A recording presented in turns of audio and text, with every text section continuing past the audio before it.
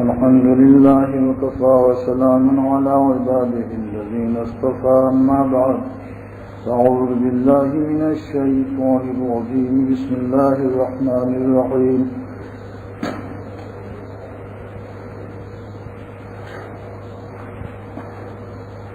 أذلة على المؤمنين عزة على الكافرين يجاهدون في سبيل الله ولا يخافون لومة لائم ذلك فضل الله يؤتيه من يشاء والله واسع عليم.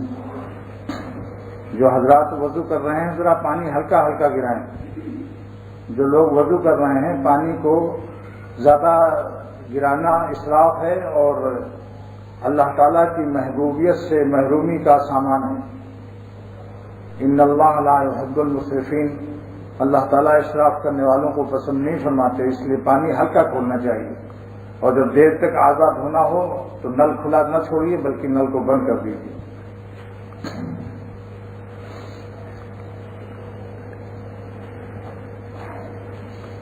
اس سے پچھلے جمعے سے ایک بات چل رہی تھی کہ اللہ تعالیٰ سے محبت کی دولت ایسی نعمت ہے کہ محبت والا دائرے اسلام سے خارج ہونے سے ہمیشہ کے لیے محفوظ ہو جاتا ہے.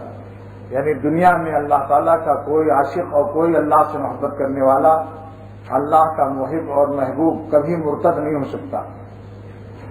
یہ جتنے لوگ آپ کو خبریں ملی ہیں کہ وہ اسلام سے پھر گئے اور اللہ اور رسول سے رشتہ کاٹ دیا، یہ وہ لوگ ہیں جن کے قلوب میں اللہ تعالیٰ کی محبت نہیں تھی، خشک تھے، محبت سے ناواقف تھے. ورنہ محبت کے تو مزاج میں وصل ہے، اس تو جدائی کا اس کا لفظ ہی برداشت نہیں کر سکتا. مسمہ تو بڑی چیز ہے، لفظ محبت نہیں جدائی کا تصور نہیں کر سکتا، تو اللہ اور رسول سے خدا کا عاشق کیسے جدا ہو سکتا ہے؟ علامہ آلوسی اور سید محمود بغدادی تفسیر روح المعانی میں فرماتے ہیں کہ محبت کا مادہ ہے الحب. تو حب جو ہے ہا ابتدائی حرف ہے جو حلق کے بالکل ابتدا سے نکلتا ہے ہا، اور با جو ہے آخری حرف ہے. اور با جب ہوتا ہے ادا تو دونوں ہونٹ مل جاتے ہیں یا نہیں؟ دونوں ہونٹ کو دور دور رکھو، دونوں ایک ہونٹ سے جدائی کا غم دے دو، ایک ہونٹ سے جدا ہو. کیا محبت کا لفظ بھی نہیں کر سکتا. دیکھو الحب دونوں مل گئے یا نہیں؟ اب ایک آدمی اس کو ہونٹ کو نہیں پھیلا رہے، محبت کا لفظ ہی ادا نہیں ہو سکتا. تو محبت کی دولت جس کو اللہ تعالیٰ دے دیتا ہے وہ ہمیشہ کے لیے اللہ کا باوفا ہو جاتا ہے. ایمان پر خاتمہ انشاءاللہ اس کو محبت کی برکت سے ہوگی.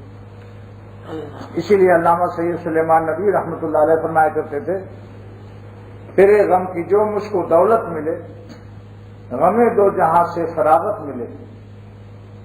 محبت تو اے دل بڑی چیز ہے، یہ کیا غم ہے، یہ کیا کم ہے جو اس کی حسرت ملی. محبت تو اللہ تعالیٰ کی بہت بڑی نعمت ہے. محبت کی کمی کا اگر غم رہے کسی کو کہ ہائے افسوس کہ میرے دل میں جیسی محبت ہونی چاہیے ویسی نہیں ہے، یہ احساس بھی ایک نعمت ہے. تو محبت کا مادہ علامہ آلوسی اور سید محمود بغدادی مفتی بغداد تفسیر روح المعانی میں لکھتے ہیں کہ اللہ تعالیٰ نے محبت کا لفظ جو ہے اس کا پہلا حرف جو ہے الحب ہا یہ نکلتا ہے باطن سے، اور آخری حرف ظاہر کا نظر آ جاتا ہے الحب. تو جس کے باطن پر اور ظاہر پر اللہ تعالیٰ کی محبت چھا جائے یہ ہے اللہ تعالیٰ سے محبت کرنے والا. یعنی دل میں بھی محبت چھا جائے اور اس کے ظاہر پر بھی اس کا اثر پیدا ہو جائے، یعنی باطن بھی فرما بردار ہو جائے اور ظاہر پر بھی اللہ تعالیٰ کی فرما برداری کا اثر ہو. یہ ہے محبت کے، اس کو کہا جا سکتا ہے کہ یہ محبت والا شخص ہے، کیونکہ اس کی لغت میں یہ بھی چیز شامل ہے. محبت کی لغت میں یہ شامل ہے کہ وہ اس کا مخرج جو ہے باطن بھی ہے اور ظاہر بھی ہے. لہذا دوستو میرا کمال عشق بس اتنا ہے جگر، میرا کمال عشق بس اتنا ہے جگر، وہ مجھ پہ چھا گئے، میں زمانے پہ چھا گیا۔ آج لوگ ڈرتے ہیں کہ صاحب زمانے کی رفتار پر چلنا چاہیے، زمانہ ناراض ہو جائے گا، برادری ناراض ہو جائے گی، یہ سب محبت کی کمی، ورنہ عاشق کبھی زمانہ نہیں دیکھتا، عاشق تو اپنے اللہ کی نظر دیکھتا ہے کہ وہ خوش ہے یا نہیں۔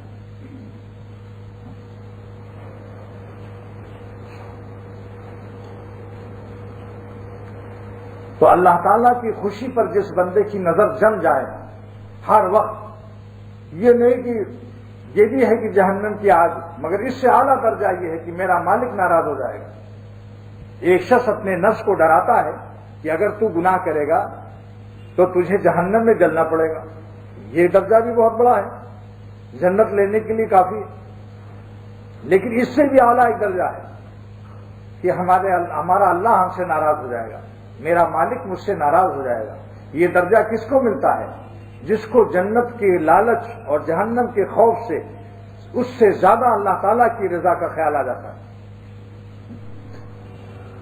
دیکھو، جو بچہ بہت زیادہ شریف، بہت زیادہ ماں باپ کا فرما بردار ہوتا ہے، وہ یہ نہیں کہتا اپنے دوستوں سے کہ دیکھو بھائی ہم تمہارے ساتھ سینما چلیں گے تو ابا ڈنڈا ماریں گے، ابا اللہ والا ہے فرض کر لو، تو وہ اپنے دوستوں سے کہتا ہے کہ دیکھو بھائی میں اگر ڈنڈا تو میرا ابا مارے گا یا نہیں مارے گا اس کا تو پتہ نہیں ہے، لیکن ابا نے ہمیں منع کیا ہے، وہ ناراض ہو جائیں گے، میں اپنے باپ کو ناراض نہیں کر سکتا، میں اپنے ابا کو ناراض نہیں کر سکتا۔ تو اللہ کے عاشق نے کہا یہ ہے کہ جب نفس میں گناہ کا خیال آئے تو فوراً کہو اے نفس کمینے، میں اپنے ربا کو ناراض نہیں کر سکتا۔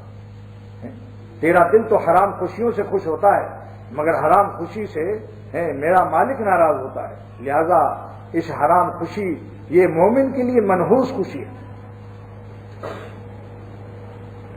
یہ مومن کے لیے خوشی نامبارک ہے کہ جس سے اس کا اللہ ناراض ہو، پالنے والا، پیدا کرنے والا، وہ اس کا غضب اپنے اوپر حلال کر رہا ہے اور عورتوں کو بری نظر سے دیکھ رہا ہے یا کسی اور گناہ کی اسکیم بنا رہا ہے، تو بڑی نعمت یہ ہے کہ اللہ سبحانہ و تعالیٰ کی محبت جو ہے، یہ جب ظاہر باطن میں بھی اللہ تعالیٰ کی محبت پیدا ہو جائے اور ظاہر میں بھی اللہ تعالیٰ کی محبت پیدا ہو جائے۔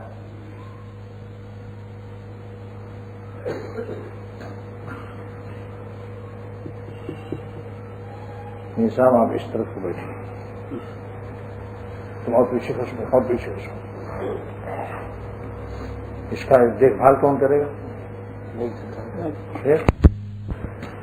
ایک صاحب نے، ان کا نام تھا حاجی بشیر، تو وہ حکیم الامت تھانوی رحمۃ اللہ علیہ کو بالکل ٹکٹکی باندھ کر دیکھتے تھے، پل جھپکاتے ہی نہیں تھے، آنکھ جھپکتی نہیں تھی، ہر وقت دیکھتے رہتے تھے۔ تو حضرت نے فرمایا بھائی اس طرح سے مت دیکھو، اس سے تشویش پیدا ہوتی ہے، مضمون کی آمد کم ہوتی ہے، کبھی دیکھو، کبھی نیچے بھی دیکھو، کبھی اوپر دیکھو، اور پیچھے لو اور دیکھو، بس اس کا انتظام کسی اور کے حوالے کرو۔ تو حاجی بشیر صاحب اس وقت تو صبر کر گئے، گھر سے جا کر خط لکھا کہ حضرت مجھ کو مستثنیٰ کر دیجئے کہ میں آپ کا عاشق ہوں، اور عاشق اپنے محبوب کو ہر وقت دیکھنا چاہتا ہے، اور ٹکٹکی اگر آنکھ پلک جھپک جائے تو نظارہ سے جنبیدنے مزگاں گلا دارت، شاعر کہتا ہے کہ نظر جو محبوب کی طرف پڑ رہی تھی اگر پلک جھپک جائے تو اس سے اسے شکایت ہو جاتی ہے۔ نظارہ سے جنبیدنے مزگاں گلا دارت، تو حضرت نے انہوں نے لکھا میں عاشق ہوں آپ کا، میں عاشق ہوں معشوق کا، مناشق معشوق، یہ لکھ دیا شعر بھی، یہ شعر بھی لکھ دیا حاجی صاحب نے، مناشق معشوق مزاجم چکنم۔ ولی محمد صاحب السلام علیکم، دیکھیے آپ کا خط مولانا ابراہیم صاحب کے پاس سے آیا، لے لینا ورنہ کہیں جلدی میں واپس چلے جاؤ۔ تو حاجی بشیر صاحب نے لکھا کہ مناشق معشوق مزاجم چکنم، آپ میرے معشوق ہیں، میں آپ کا عاشق ہوں، میں اپنے مزاج کو کیا کروں، مجھے مسلسل دیکھنے کی اجازت دے دیجیے۔ حکیم الامت تھانوی رحمۃ اللہ علیہ نے کیا جواب لکھا؟ وہ جواب کے لیے جگہ چھوڑی جاتی تھی اور نشان خط کھینچ کر کے جواب لکھا جاتا تھا۔ حضرت نے اس پر جواب لکھا کہ من قاتل معشوق، میں تو معشوقوں کو قتل کر دیتا ہوں، من قاتل ہے معشوق مزاجم چکنم، میں تو معشوقوں کا قاتل ہوں، میں اپنے مزاج کو کیا کروں؟ تو پھر ٹھیک ہے، صبر کر لیا. ان کے اندر مزاج ایک بات یاد آ گئی جو ایک مرض کا علاج بھی ہے. ان کے اندر غصے کا مرض تھا. حضرت کو لکھا کہ مجھے غصہ بہت آتا ہے اور میں پاگل ہو جاتا ہوں. غصے میں میری زبان بھی نامناسب بات کہہ جاتی ہے اور میرا ہاتھ بھی اٹھ جاتا ہے. بعد میں مجھے افسوس ہوتا ہے کہ میں نے کیا حماقت. غصہ کرنے والا ہمیشہ شرمندگی کا عذاب اس پر آتا ہے. کبھی بچے کو زیادہ پیٹ دے گا، اب اس بعد میں اس کے تیل مالش کرے یا کچھ بھی کرے، کبھی کچھ کر دے گا، بعد میں اس کو شرمندگی ہوتی ہے، پھر علاج بھی کراتا ہے وہ، کیونکہ بعد میں اسے اولاد کی محبت کا جوش آتا ہے، لیکن اس وقت تو نقصان پہنچ گیا. تو حضرت نے لکھا کہ آپ لکھنؤ چلے جائیے، لکھنؤ میں رہیے، وہیں قریب ہی رہتے بھی تھے. اور وہاں ایک بزرگ ہیں مولانا محمد حسن کاکوری، ان کا ہے کتب خانہ انوار بک ڈپو، وہ اب امپریس مارکیٹ میں آ گیا ہے، ان کے صاحبزادے ہیں اس میں. ان کے پاس جایا کرو اور بیٹھ جائے. یہاں شروع میں سن 80-81 میں جو لوگ یہاں آتے رہے ہوں گے، ایک بزرگ آتے تھے سفید ریش، ان کو کرسی پر ہم لوگ اٹھا کر اندر لے جاتے تھے، وہ تھے مولوی محمد حسن کاکوری. ان کے پاس بیٹھ جایا کرو. بس کچھ دن بیٹھے، اس بیٹھنے سے ان کا غصہ کم ہونے لگا، قوت برداشت پیدا ہونے لگی. مولانا اپنی کتابیں میں بندل باندھ کر پارسل کر رہے ہیں، کبھی غصے پر کوئی تقریر بھی نہیں کی. حضرت کو خط لکھا حکیم الامت کو کہ حضرت آپ کے مشورے کے مطابق جن کے پاس میں جایا کرتا ہوں، انہوں نے کبھی مجھے غصے پر کوئی نصیحت نہیں کی، لیکن میرا غصہ کم ہوتا جا رہا ہے اور مجھ میں قوت برداشت اور شفقت اور شان رحمت پیدا ہو رہی ہے بجائے شان غضب کے. اب کسی کی خطا بھی ہو جاتی ہے تو میں معاف کر دیتا ہوں، اور یہ بہت بڑی نعمت ہے. امام فخر الدین رازی رحمۃ اللہ علیہ نے تفسیر کبیر میں واقعہ لکھا ہے کہ نبوت سے پہلے حضرت موسیٰ علیہ السلام بکری چرایا کرتے تھے. ایک بکری ریوڑ سے بھاگی اور میلوں بھاگی، اور یہ بھی پیچھے پیچھے ڈنڈا لے کے دوڑے، یہاں تک کہ پیر لہو لہان خون بہنے لگا، دونوں کے، بکری کے بھی خون بہنے لگا پیر سے، اور حضرت موسیٰ علیہ السلام کے بھی پاؤں مبارک سے خون بہنے لگا. کانٹے والے سیمنٹڈ سڑکیں تھیں، توڑی تھی اس زمانے میں، پتھریلی پہاڑ تھے، ککریلی زمینیں تھیں، کانٹوں کے ببور درخت ہوتے تھے. پھر میلوں سے جا کر جب تھک گئی بکری تب کھڑے ہو گئی، اور حضرت موسیٰ علیہ السلام نے اس کو پا لیا. ڈنڈا ہاتھ میں تھا، ایک ڈنڈا نہیں مارا، اس کے سر پر ہاتھ پھیرا، آنکھیں اشکبار ہیں، آنکھوں سے آنسو بہ رہے ہیں، اور اس بکری سے یہ فرما رہے ہیں کہ اے بکری، تجھے اپنے مجھ پر رحم اگر نہیں آیا، اگر تجھے موسیٰ پر رحم نہیں آیا تو کم سے کم اپنے اوپر تو رحم آنا چاہیے تھا، جو تیرے پیر سے خون نکل رہے ہیں. اتنا دوڑی، اس دوڑنے کی کیا ضرورت تھی کہ جس سے تیرا پیر خون خرابہ ہو گیا، لہو لہان ہو گیا. جب یہ بات، اس کے بعد پھر حضرت موسیٰ علیہ السلام نے اس بکری کو اٹھایا کہ بہت تھک گئی ہے، اپنے کندھے پر وضعہا علی منکبیہ، اس کو اٹھایا اپنے کندھوں پر، اس کو رکھ لیا بکری کو کندھوں پر، اور مستقر تک لائے، جہاں وہ ساری بکریاں تھیں وہاں تک اٹھا کر لے آئے کندھے پر. فرشتوں نے اللہ تعالیٰ سے آپس میں یہ گفتگو کی کہ یہ شخص اپنے علم اور اپنی قوت برداشت سے نبوت کے لائق معلوم ہوتا ہے. فرشتوں کی آپس میں گفتگو ہوئی کہ اتنا قوت برداشت والا یہ نبوت کے قابل معلوم ہوتا ہے.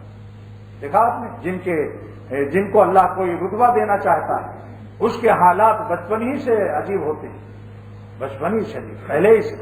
سورج نکلتا تو ہے بہت دیر کے بعد، مگر جو ہے مشرق سارا لال کر دیتا ہے. سورج نکلنے سے پہلے مشرق کو سرخ کر دیتا ہے کہ دنیا